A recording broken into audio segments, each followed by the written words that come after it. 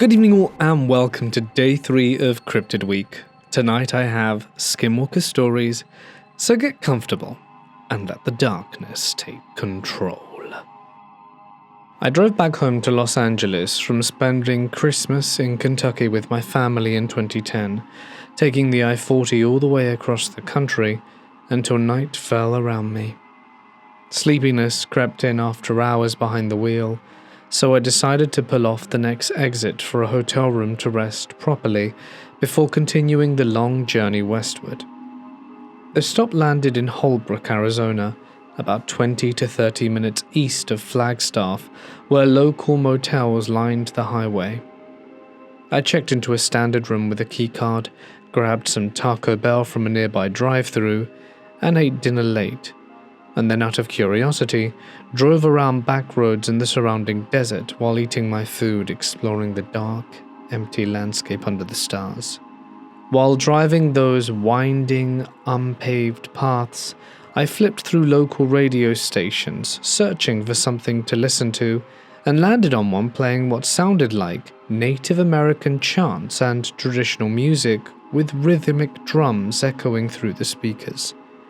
I turned the volume up loud, rolled the windows down completely, and soaked in the vast desert night air, letting the haunting sounds fill the cab as I cruised slowly, thinking back later that perhaps this drew whatever appeared to me shortly after. I returned to my hotel around midnight, parked in the back lot away from the main road, where shadows pulled deep between the lights, casting long silhouettes along the gravel. In front of my car rose a raised parking lot with a 5 to 6 foot embankment leading up to the edge, creating a steep dirt slope overgrown with sparse scrub brush and tumbleweeds caught in wire fencing.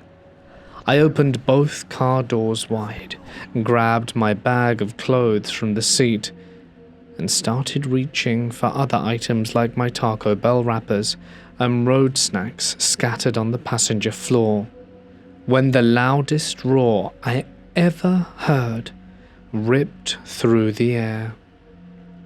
The sound combined a deep, bear-like growl mixed with a high-pitched pig squealing and an eerie baby cry layered together in unnatural harmony that vibrated through my chest and froze my very blood.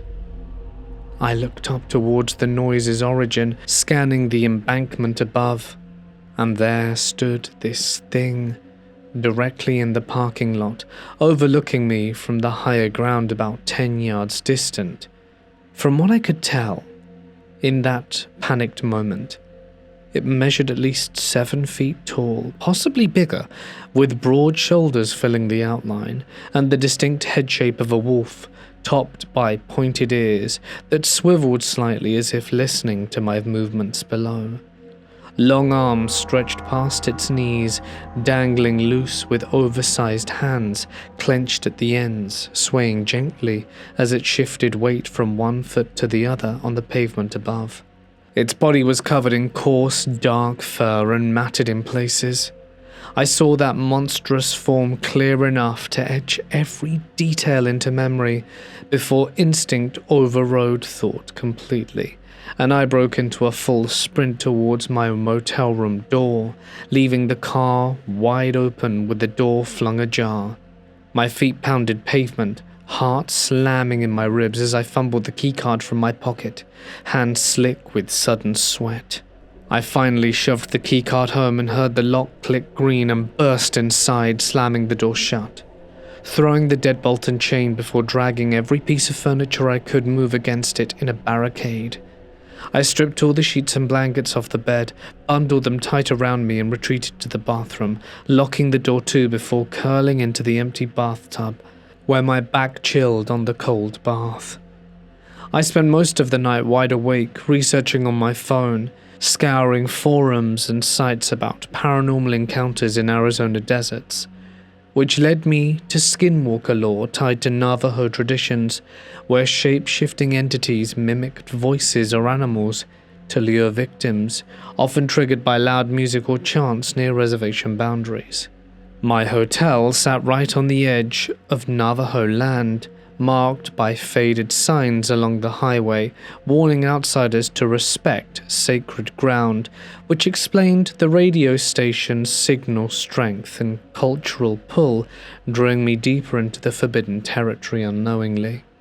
Luckily, I survived the night without further disturbance, though sleep evaded me entirely, with every creak or distant truck rumble snapping me alert, expecting claws at the window. Incredibly, nothing went missing from my car despite doors standing open for hours, and thousands of dollars in music equipment, gears, amplifiers, and speakers loaded in the back seat, untouched by opportunistic thieves or curious locals passing the lot. At sunrise, I was relieved and peeled out of Holbrook, desperate to put miles between me and that place before full daylight had settled in. I stopped at a gas station/liquor store just before reaching the interstate, since they opened at 7 a.m. sharp, and found a line already forming out front of locals waiting for first sales, likely stocking up on cheap booze for the day ahead. While queued up, a local man struck up a conversation, asking where I hailed from and what brought me so close to the res that morning, casually probing my out-of-state plates and tired appearance. For some reason beyond rational thought, I blurted out the full story of the roaring wolf-headed beast in the parking lot and recounted every detail from radio chants to the sprinting panic. He locked eyes with me for a moment, his expression changing from polite interest to knowing amusement, before laughing low and replying, "They don't usually mess with white people." And he delivered that grim finality. That offhand comment sealed my conversation about something real and unexplained prowling those back roads. Whether it be Skinwalker or something else, I guess I'll never know. But I did drive straight through to LA without another stop, and try not to dwell on what I saw. I'm not someone who believes every creepy story I hear. I'm pretty rational and grounded. I was a teacher at the time, living in a rural part of northern Arizona, about 40 minutes outside of Flagstaff, not too far from Navajo Nation land. I didn't know much about local folklore back then, and honestly I wish I still didn't. It was late December, bitterly cold, and I'd just left a para-teacher conference night at school around 8 p.m. It was already pitch black, and I remember feeling completely drained. The drive back took me along a stretch of isolated highway before turning onto a narrow country road that led towards my rental house. There were no streetlights visible, and all there was open desert on one side and dense pine woods on the other. As I turned onto that last road, I had to slam my brakes so hard the seatbelt locked across my chest, because something was standing in the middle of the road. At first, my brain tried to make it normal. Elk, perhaps. There are plenty out there. But as my headlights steadied, the shape became clearer. Whatever it was looked like a dog, but was far too big. Not big wolf big, not large shepherd big. It came up nearly to the hood of my SUV. Its head, I swear, would have been level with my shoulders if I'd been standing beside it. I'm 6 foot tall. It stood broadside in the road, halfway between the open field and the tree line. The fur looked dark, not glossy or healthy, more like matted shadow. It wasn't moving or pacing, just standing there. Its head was turned towards me, but its body remained perfectly still.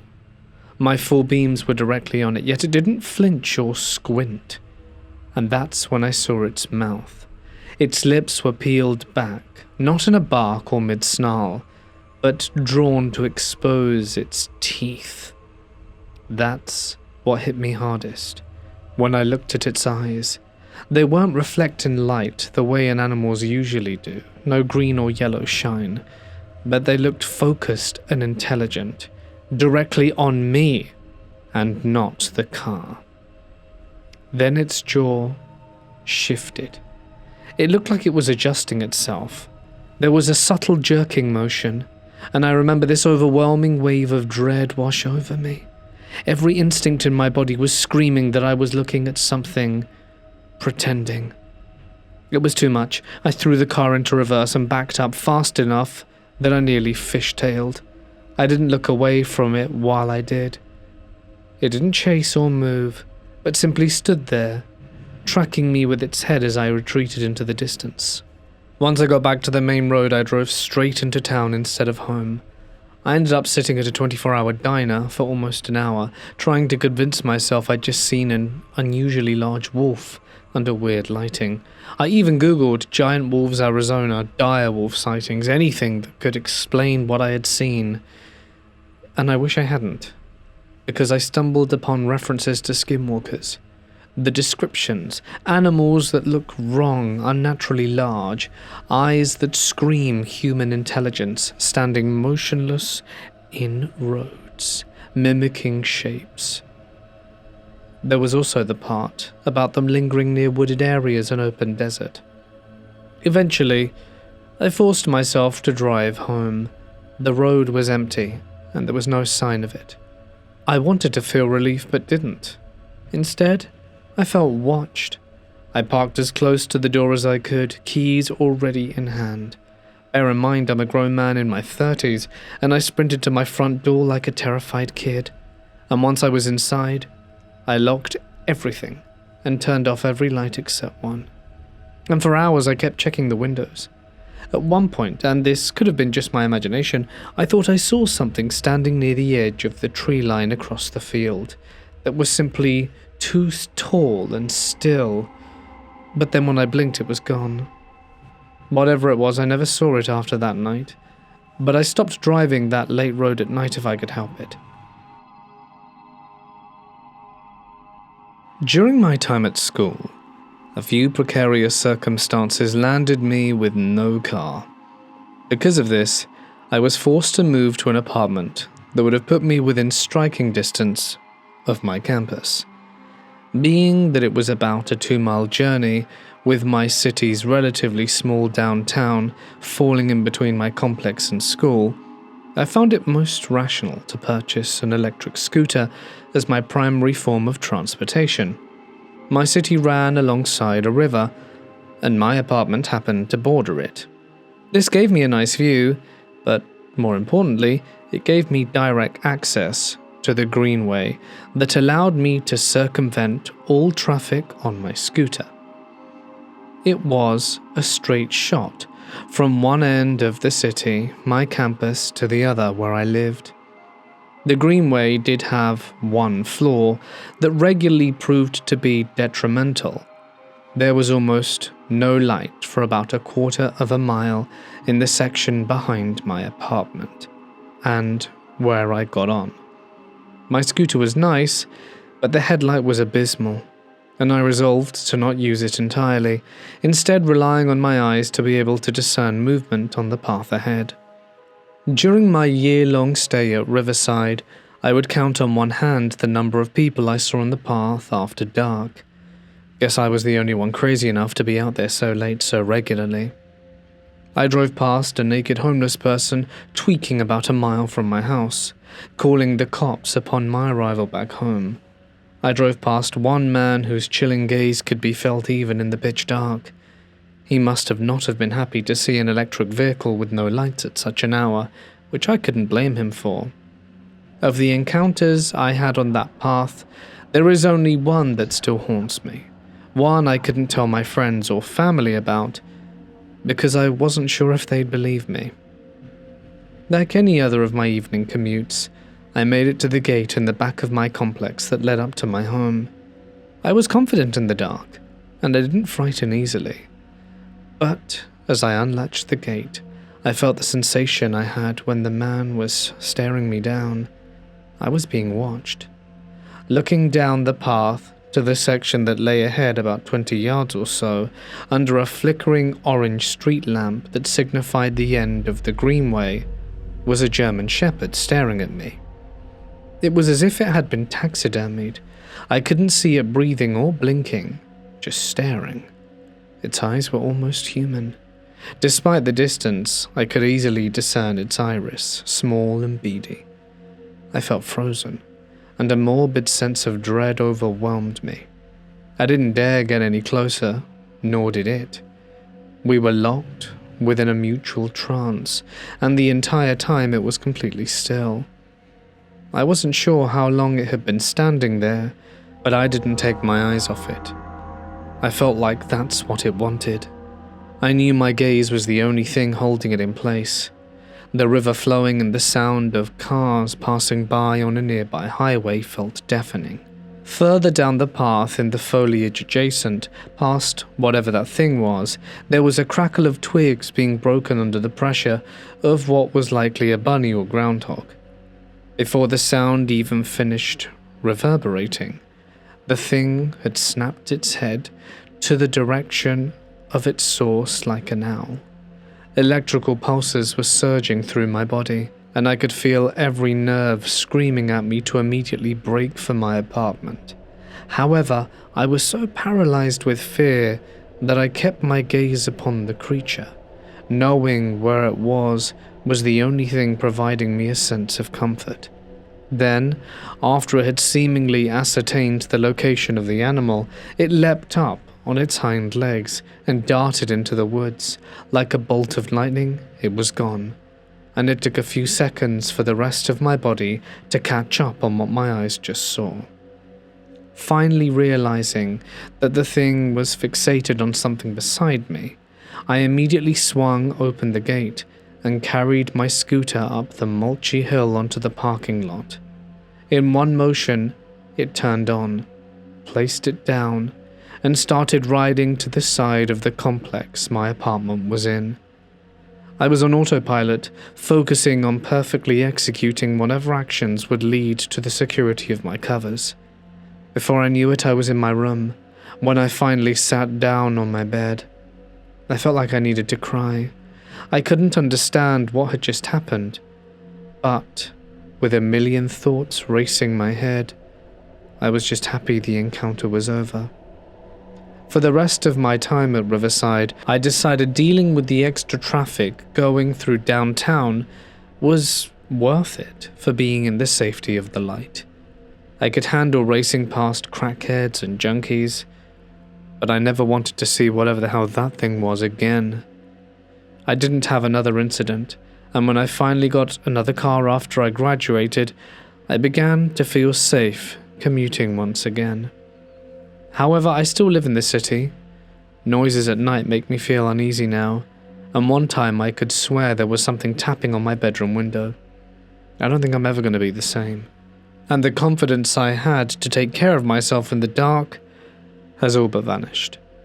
There are things out there that aren't what they seem, beyond our comprehension and understanding. And don't try and be brave or a hero. Trust me, it's not worth it. My grandmother lives near a popular walking trail in Missouri, and her backyard is part of a large piece of common ground land. Deer are commonly spotted by people in this field, and there are quite a few of them.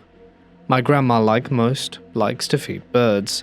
She eventually started leaving food out for the deer to make friends with them, even naming a few with distinct features.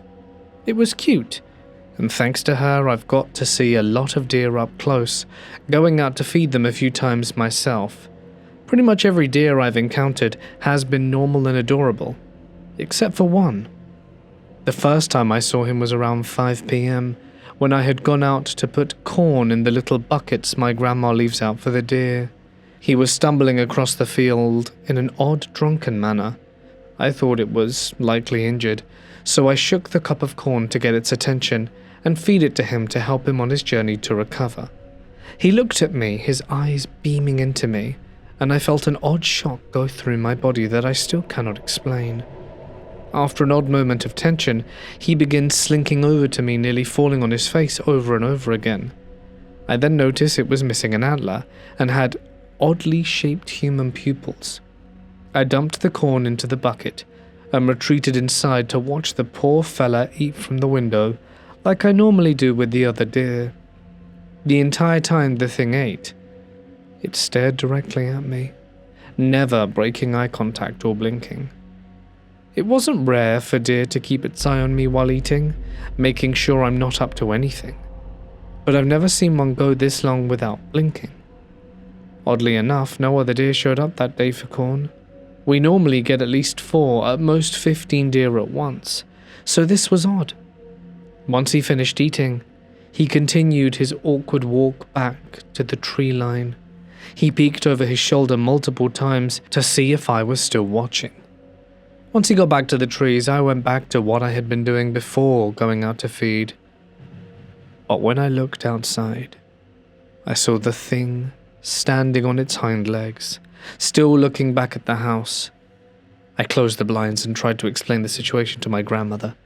She said she thought that what I saw was unlikely, and that the deer's weird demeanor had probably just put me on edge. I begrudgingly accepted this explanation and carried along with my day. That night, I heard what sounded like a knock on the window. My grandmother sometimes has to take the dogs out at night before bed, so I assumed it was likely her trying to get my attention for whatever reason. I walked towards the window, drawing the blinds to see it standing there on its hind legs, with a hoof on the window. I closed the blinds again immediately and retreated to my bathroom, the only room in the house with a lock and no window. I knew all the doors were thankfully locked, so I didn't have to worry about my grandma's safety. I heard it grind its hoof and last remaining antler against the glass, desperate to get my attention or break through. I don't know, or want to know which. But eventually, it stopped, and I went to check on my grandmother. Luckily, she was alright, and we were able to see the creature from her bedroom window, staring from the tree line still on its hind legs. We both vowed that if we ever saw it again, we'd poison the corn we left out. I still hear it knock on the window every now and then, but thankfully it gets bored quickly and retreats. We have since installed an outdoor camera, and if I ever catch it on photo or video, I'll be sure to share it. I live in Canada, where my family owns land a few hours outside the city, surrounded by dense forest and open fields, far from neighbors or roads. One late fall night, I visited the property with my dad. The full moon hung bright overhead, casting light to see far into the field. It was around midnight when this happened. My dad went inside the house we were renovating to handle tasks for a short while, leaving me outside alone. I heard a weird noise echo from the forest on our property, about 300 feet away, sounding like a yell from something in pain. I thought it came from a dying animal, since coyotes roamed that area frequently, coming onto our land to hunt, leaving carcasses behind regularly. So about 5 minutes passed while I continued my task outdoors. I turned around and I saw a white dog, standing 10 feet away on the grass edge. I went inside the camper that we kept on site, grabbed 2 treats stored there that I used to give my own pets, and returned outside, approaching the white dog slowly. I greeted it in a friendly tone, while offering treats with a calm voice and open posture. It stared back without reaction, body language blank, without emotion, curiosity, or even aggression, which is typical in stray animals. I stood closer, roughly within arm's reach, and I saw its eyes wide and unblinking, piercing forward, fixed on my face without glancing away. I took some steps backwards, creating distance, while watching its response for safety. That's when the dog swung its head towards the forest, where the yelling noise had originated from, then back to face me, repeating the motion 4 times in succession. Each turn appeared precise, but without purpose or distraction in the moment. It held the stare for 5 seconds, locking eyes before bolting towards the woods, matching the yell source and disappearing into the underbrush. That's when I grabbed my dad's shotgun from the camper storage and sat at the window facing that forest edge, scanning the trees, bushes, and shadows for any movement. That's when I saw something move in the woods, though darkness beyond the moonlight clearing prevented identification of its shape, size, or intent. The darkness left only a silhouetted suggestion against the tree line. I wondered if it was a random farm dog from a distant property, since the yell, blank stare, head swing, and bolt occurred together in sequence.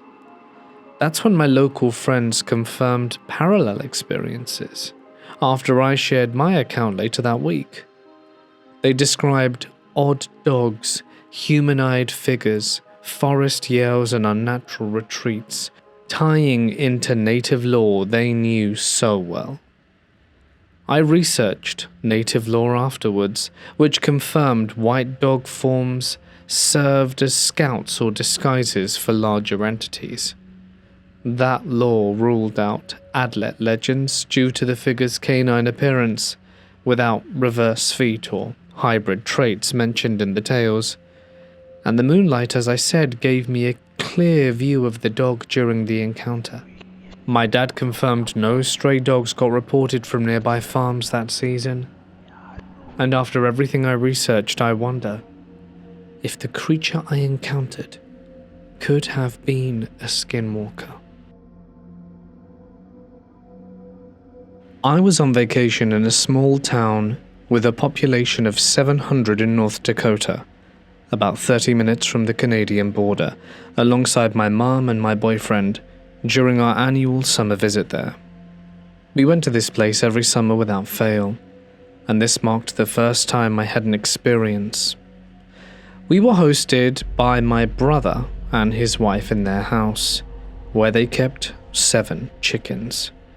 And they were all accounted for, placed in their coop around sunset each evening as part of their regular routine. Midnight rolls around when my boyfriend and I sat on the deck in the backyard of my brother's house. We had already been talking about skinwalkers previously, which was a stupid idea to bring them up in the first place. That was when, after the conversation, we switched topics over about 30 minutes into lighter subjects away from the supernatural. Next, in the middle of my boyfriend's sentence, I heard the sound of a chicken. It was a bark. I knew what a chicken sounded like from the time I'd spent around my brother's coop, since chickens have a bit more of a gurgly and rough call, which this noise lacked entirely. So this was something that was trying to sound like a chicken, far too smooth and definitely not coming from a chicken's vocal cords. That was when it lasted for about 4 to 5 seconds before stopping abruptly in the still night air. Then I instantly shushed my boyfriend with a gesture, and it stopped about 2 seconds after, and he fell silent, right as our conversation paused. So I asked him if he heard that, and he said he had, having caught it clearly alongside me in the darkness. Next, about 5 seconds after, the sound faded, and we heard what seemed to be 1 or 2 footsteps on the grass around 12 feet away from us in total, and about 5 feet away from the deck. That was when those steps landed right in the exact spot where one of my family members had given his granddaughter a chicken to hold during a visit some time earlier. So I could not help but wonder if whatever entity made that noise had seen that moment previously and thought it could lure someone to it with the chicken's imitation. That was when we sat in silence for a second after the footsteps registered before we started talking about what had just happened around us. Next, minutes went by slowly, with both of us terrified to move from our seats on the deck. So eventually we gathered our stuff and went inside for the night, locking the door behind us before trying to settle down. Then the chickens stayed inside their coop undisturbed, with all 7 accounted for at the morning check, confirming no predators or intruders reached them during the night hours. So the town remained quiet as always, with its 700 residents spread across farms and fields. The grass around the deck showed no clear prints or disturbances when daylight came, despite fresh dew settling overnight, which may have preserved evidence if anything physical approached close to our position. That was when my boyfriend recalled the smooth quality of the chicken boak, persisting in his memory, matching my own impression that no local chicken produced such a tone without the expected gurgly roughness from their anatomy and calls. So realistic explanations crossed my mind later, including perhaps a fox or raccoon attempting clumsy vocal mimicry to test the reactions near the coop, though those animals typically relied on stealth rather than sound imitation, and their noises never matched poultry so precisely in pitch and progression over seconds. That was when another possibility involved wind carrying distant bird calls distorted through the trees or hills, but the calm conditions that night ruled out significant air movement. And then the idea of the paranormal lingered, giving our prior Skinwalker discussion an opening. Folklore described a shape-shifting entity capable of replicating voices or animal cries to lure victims away from safety into ambushes, matching the timing of the footsteps after the call exactly. So local North Dakota legends around border areas sometimes referenced similar woodland mimics tied to native tales, though skeptics tend to dismiss them as owls or coyotes. And we avoided the deck after dark for the rest of the week, limiting outdoor time to daylight hours when chickens roamed free under watch. Next, my brother checked motion lights and security around the property, but found no triggers or anomalies recorded during those nights, suggesting that whatever had made the noise approached silently enough to evade electronic detection. Keeping everything in mind, I wonder if it was a Skinwalker, with its ability to be able to copy sounds. Could it have been one, trying to lure us into the woods, thinking we had a stray chicken? I'm more inclined to believe so.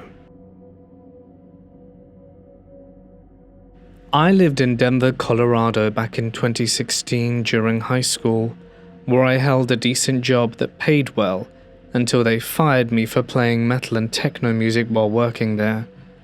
My family moved a few months later to a city in southern Colorado because rent stayed cheap there after Dad got into trouble with the landlord over issues I can't detail here.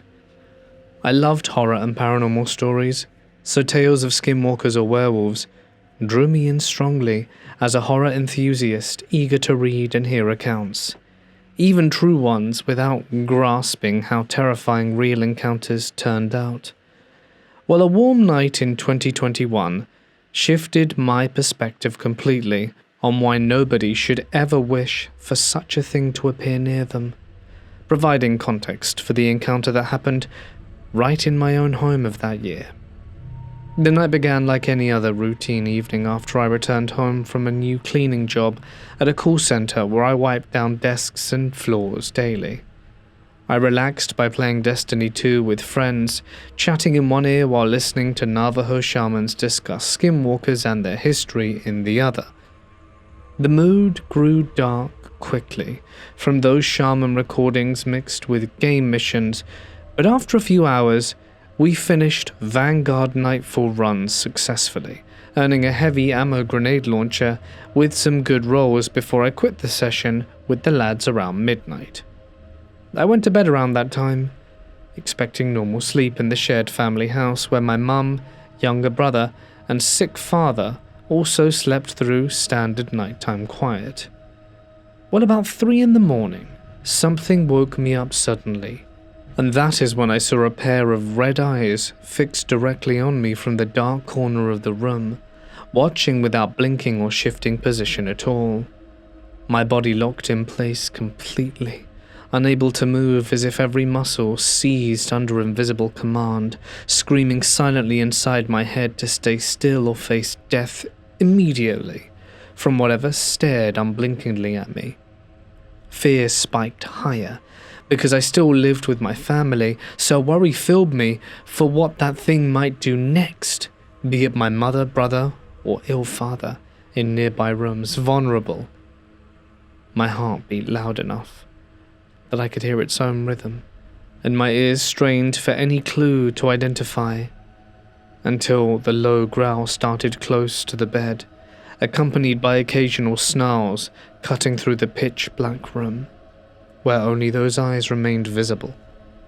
The growling drew nearer to my bedside, vibrating air around the mattress as it positioned itself inches from where I lay, paralyzed, staring back without the option to look away or close eyes for relief.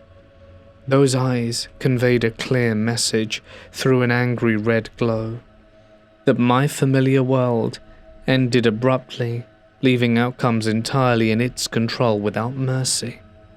And time stretched into what felt like an eternity.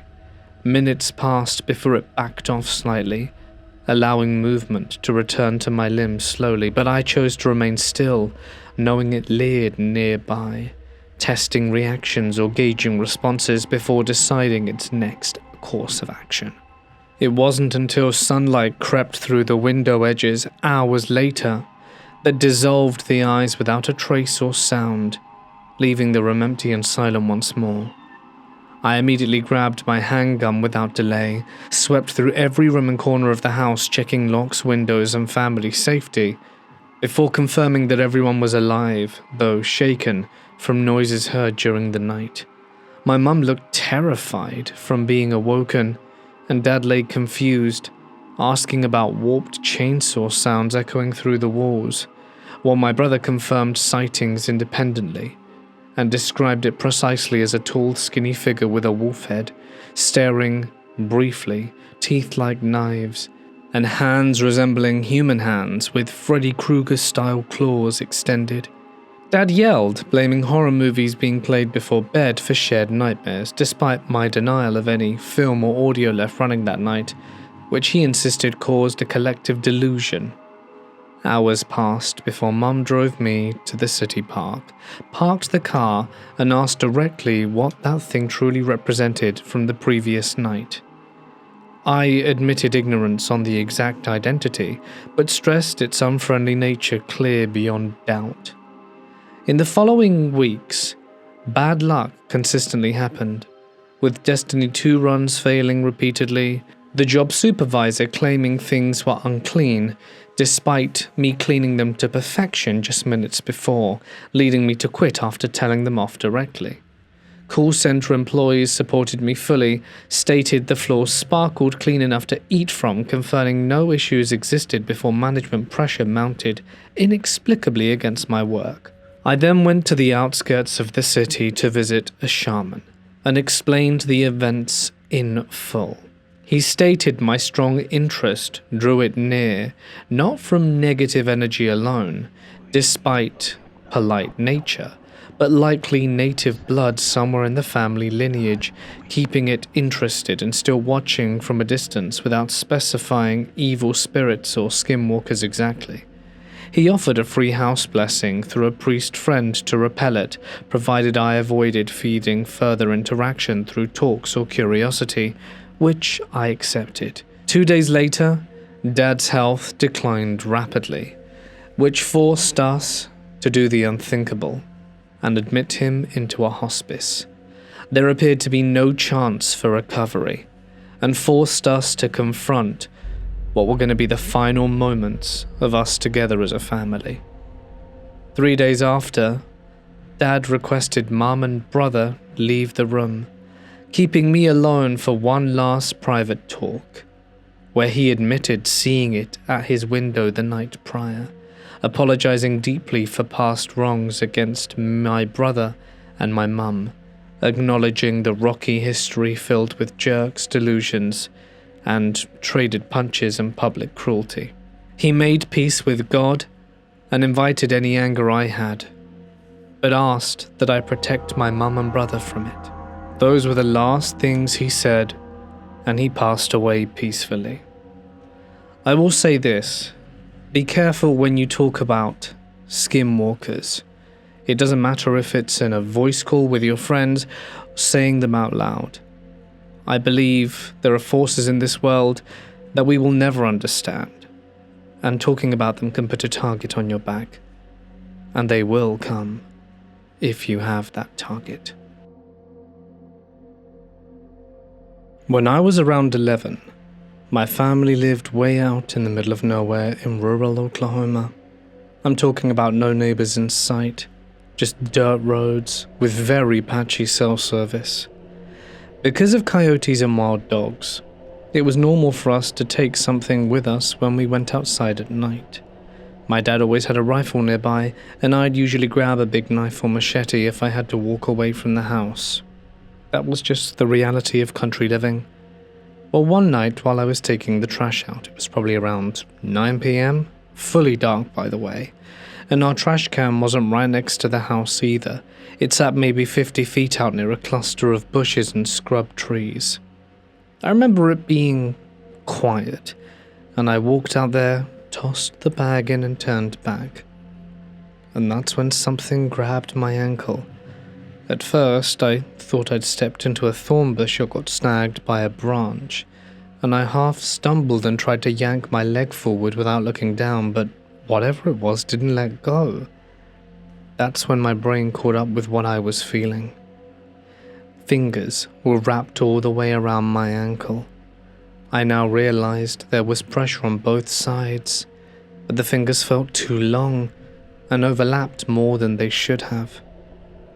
I froze for maybe half a second trying to process it. Then I looked down. I didn't see a clear body, just something low in the shrubs. But I saw a hand. It looked pale in the porch light. The fingers were stretched too far apart and bent at strange angles, like the joints weren't quite right, and they were longer than any normal person's fingers ought to be. I panicked and swung the machete straight down towards where the arm disappeared into the brush. I don't know if I actually hit it, but the moment I swung I heard the most awful screech I had ever heard in my life. Not like a coyote or a bobcat, I've heard both of them. This sounded wrong. It was high-pitched and then dropped into something deeper, almost like it was trying to growl. It didn't sound clean or natural, but sort of layered. The grip, at any rate, released instantly. I didn't wait around to see if anything else popped up. I ran as fast as I could back to the house. We lived in one of those long trailer-style homes that almost looked like a shipping container. I slammed the door and locked it and yelled for Dad. Before he even made it to the living room, we both heard something moving under the house. It sounded like something big, slow thuds against the underside of the floor. And then it started making a weird, uneven sound. The closest thing I can compare it to is a large dog trying to growl, but it would cut off weirdly and start again. So my dad grabbed his rifle and went outside with a flashlight, and I remember watching through the window terrified, expecting to see a coyote bolt out from underneath. And here's the thing. Nothing came out. He checked around the skirting, shined the light underneath as best he could, but whatever had been under there either stayed hidden or moved out in the opposite direction. We never found tracks or blood, nothing torn up around the bushes except some disturbed leaves where I'd been standing. For a long time I told myself it had to be some kind of animal, and my brain just filled in the rest as I was a frightened kid. But here's the thing that still bothers me. I've been grabbed by briars and branches before, and I've stepped in traps, and I know what getting snagged feels like. This certainly wasn't snagged. It was squeezed. And those fingers were too long. I don't like jumping straight to skinwalkers or anything like that. I know Oklahoma has its own folklore and plenty of weird stories, but I can say that something weird happened out there. And if it's anything, it was probably that. I'm in northern Mexico, a few hours away from the Colorado line, and not far from reservation land. I spend most of my summers hiking, fishing, and camping. I'm out in the mountains constantly. I know the normal sounds, as well as normal wildlife behavior. So, for context, I've got a male Anatolian shepherd, about 120 pounds, big, tan livestock guardian type, with that thick, neck-rough and heavy build, and does not scare easily. I've watched him square off with a mountain lion once, smaller one, probably a juvenile male. It came too close near dusk, and my dog immediately stepped in front of me, hackles raised, growling low, and the mountain lion backed off after a tense minute. Another time we heard one screaming somewhere in the trees, and if you've ever heard it, it sounds disturbingly human. Same thing happened. That was his normal reaction, to confront and not retreat. But there have been a few times, maybe 3 or 4 total, when we're out hiking and everything just goes quiet, instantly. It feels like the wind stops, like someone flipped a switch. Normally I'd assume a predator moving through, that happens. But the weird part is how my dog reacts during those moments. Instead of getting tall and defensive, he immediately comes to my side and presses into my leg, hard. Now, a 120-pound dog leaning into you on uneven mountain ground can absolutely throw you off balance. His hackles stand up along his shoulders and down his spine. His ears pinned slightly back. He scans slowly in different directions, not locked onto one spot. It's like he knows something's there but can't track it. And he doesn't bark or growl much either. Just this low, uneasy rumble in his chest. The first time it happened, I figured maybe there was a bear downwind or a cat circling, but he kept looking towards the tree line, then behind us, then off to the side. One afternoon, I thought I saw something pale move between the pines uphill from us. It was upright, and that is what struck with me. It was too tall and narrow for a bear, and the wrong shape to be a deer. It slipped behind a trunk and never came out on the other side, and I stood there waiting for sounds, branches, snapping, footsteps, anything really. But it never came. Another time we heard what sounded like a coyote, but it was slightly off. The spacing between the yips wasn't natural, almost like someone was trying to imitate one but not getting the rhythm right. And my dog didn't react the way he normally would do to coyotes. No alert barking or chasing. He just leaned harder into me and let out this quiet, uncomfortable whine I have never heard from him before or since. That bothered me more than seeing anything else would have. He's faced actual predators head-on. When this happens, he's not acting dominant, but cautious. The last time was near dusk, by a dry wash not far from reservation boundary. The silence hit again, and he froze mid-step, then slowly turned his head towards the trees across the wash. I followed his gaze, and for maybe half a second I thought I saw a tall shape, standing between 2 junipers. Could have been a shadow. Probably was, to be honest. But whatever it was, I felt like it was watching us. However, we chose not to stick around and left. After a few moments, we heard a rustle from behind us, but I decided not to look back. My dog was starting to whimper and tug at me to come faster. We did, kept on walking, and I could hear something behind us creeping in the undergrowth, but I insisted not to look. It took us a while, but when we finally reached the safety of the path and near enough my car, did I finally determine that it was safe to look back. And when I did, I saw that silhouette again, but it was tall, furry and dark, and looked like a deer standing on 2 legs. I think that's the best way to describe it. But its features were mangy and disturbing. It wasn't until I got back home and did some research that I discovered that this creature could probably best be described as a skinwalker. Bear in mind I am a rational man, don't believe in anything paranormal or supernatural, but my eyes and my dog's reaction did not deceive me that day. I know what I saw. I'm just glad that once I saw it, I had the sense to run to the car, and, be it whatever it was, it decided not to pursue. This happened about 15 years ago. I was in a really bad place.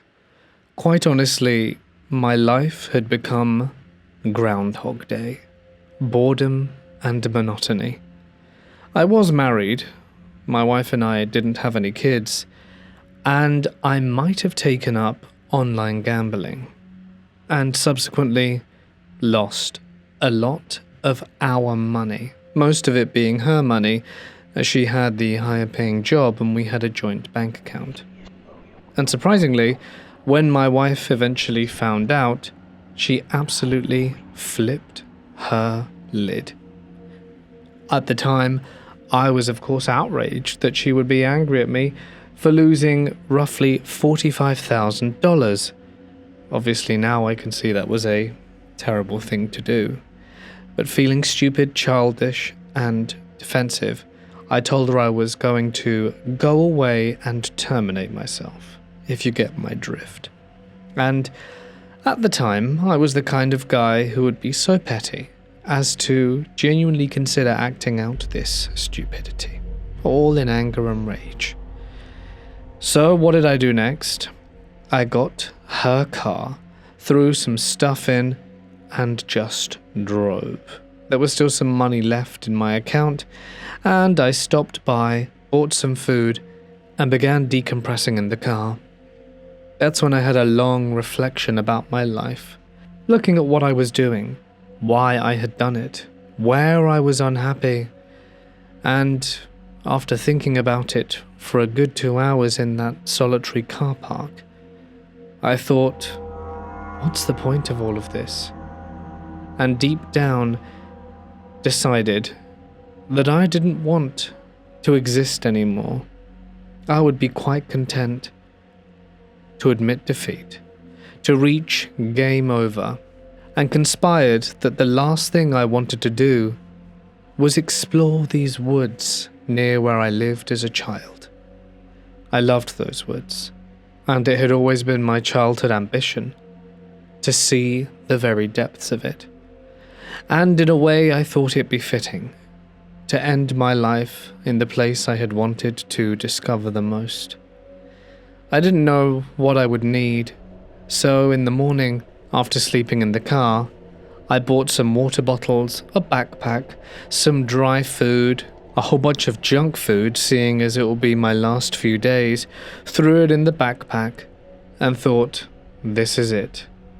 I left the car unlocked, deciding that if my wife ever found it, she could at least have it back. I wouldn't be that petty and take the keys with me. And I left the car unlocked and threw the keys under the driver's side seat. Then I looked into the expanse of forest. There was no one else at the trail today, and this excited me. It was about 8 a.m., and I had the place all to myself. And so, even though I was in wildly inappropriate clothing, off I went, and I started wandering and meandering my way through the woods.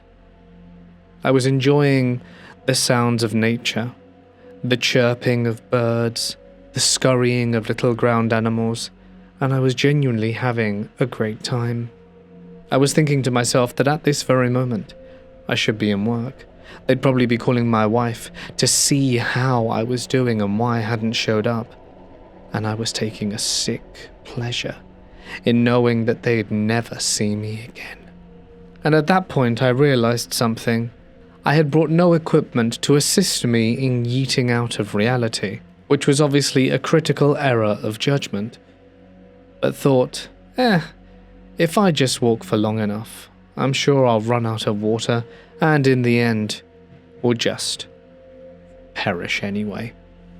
And that's what I did. For 2 nights I slept under the stars, walking further and further, at one point deciding that I didn't want to follow the trail anymore, and meandered off into pure, untouched wilderness. I had absolutely no idea where I was. I was thinking all of these thoughts, wallowing in self-pity and self-hate. So it was at this point on the 3rd day that I had sat down on a mossy rock.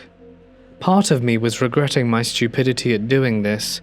I was low on food and water, and realized that I was going to be very uncomfortable leaving this reality, having no food or water, and dreaded the next 3 days. I looked in my bag and pulled out a Snicker bar, It looked delicious, and I started eating it slowly. I sat there on the rock, comfortably admiring the view, and thought, if this is the last thing I ever eat, I'd be happy. And I got off the rock, sat next to it, and just tried to fall asleep, with the sounds of the forest falling over me as I passed out. I woke up when it was dusk, and that's when I heard something around me. Something moving, bipedal, approaching quick. I started rubbing my eyes, looking around, and couldn't see anything. I started standing up, and that is when I looked to my right. It was there that I saw a deer. At least, at first it looked like a deer. But it was standing on two legs. It had been running on two legs. Its antlers were tall, and it was very large, probably one of the largest deers I'd ever seen. But there was something about it. Its eyes. Most deers don't run towards you, and they're probably afraid of you most of the time, running away. But this one was approaching me, and it was starting to frighten me. I really didn't want this deer anywhere near me, and I stood there, keeping my ground. I might want to go, but I didn't want to go impaled by deer. And I tried staring the deer down, but there was something about the eyes, the way it looked. It was almost like it was sizing me up, assessing me for who knows what. In a moment of stupidity, I reached for my bag, flung my hand in, and tossed some potato chips towards the deer that didn't even flinch. I was convinced it would startle it, at least make it move. But its eyes never left mine. I kept looking at this creature, wondering if this was going to be my last moment on this earth. Was I going to die by deer? Again, I need to reiterate just how frightening it was to see this deer standing perfectly upright, and with every passing moment it just didn't get down on all fours. That's when it moved one step closer, and in the light of dusk as it approached, I could see more details.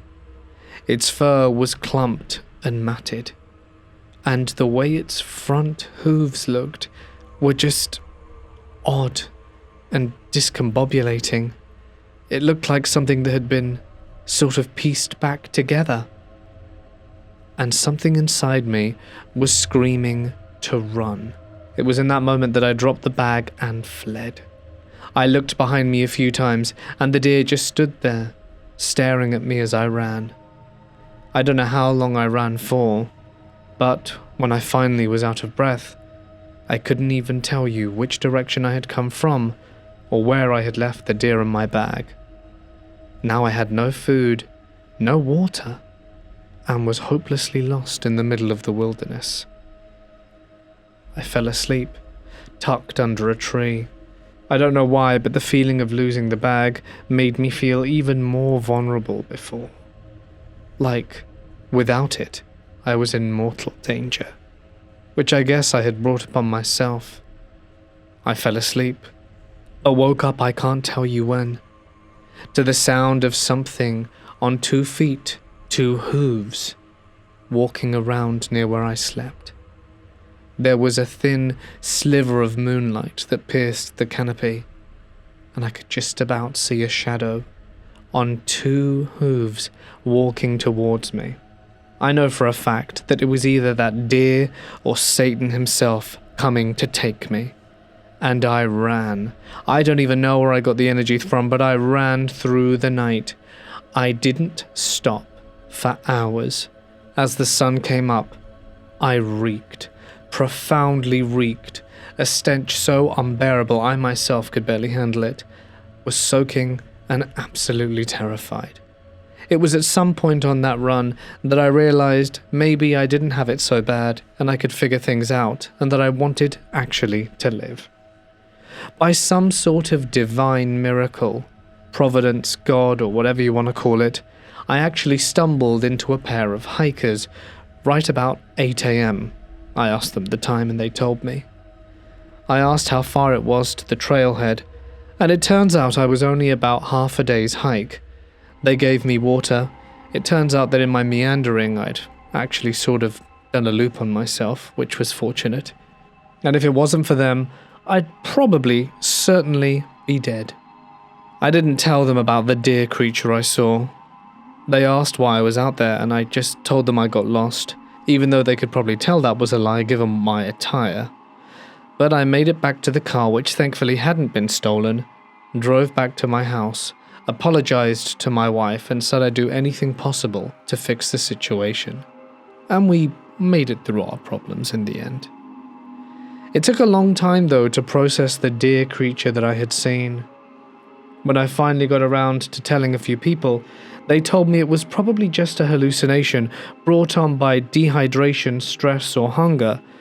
But when I reminded them that I was neither hungry nor dehydrated the whole time, and pretty chill the whole time I was out there because of the stuff in my bag, they didn't really know what to say.